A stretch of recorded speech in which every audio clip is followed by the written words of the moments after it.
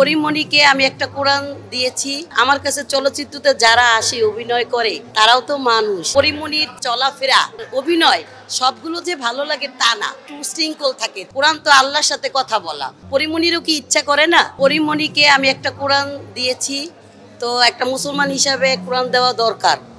তো প্রত্যেকটা মানুষের হাতেই কোরআন দেওয়া দরকার। আর আমার কাছে চলচ্চিত্রতে যারা আসে অভিনয় করে তারাও তো মানুষ, তাদের একটা গিফট আমি একটা মানুষ হিসাবে দিতেই পারি।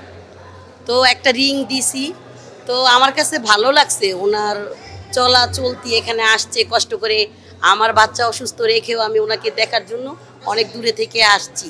তো এই অনুষ্ঠানটাও অনেক ভালো লাগছে। এখানে আমি প্রায় আসি, আমার মেয়েদের গান আবৃত্তির জন্য আসি দেখতে, আমার খুব ভালো লাগে। তো পরিমণির যে মাঝে মাঝে চলাফেরা ও আবার অভিনয় সবগুলো যে ভালো লাগে তা না, দু একটা অভিনয় একটু শৃঙ্খল থাকে। তা কোরআনটা পড়লে আমার কাছে মনে হবে যে উনি আসলে একটা সত্যিকার মানুষ রূপে আসছে। তো এজন্য আমি কোরআনটা দিছি।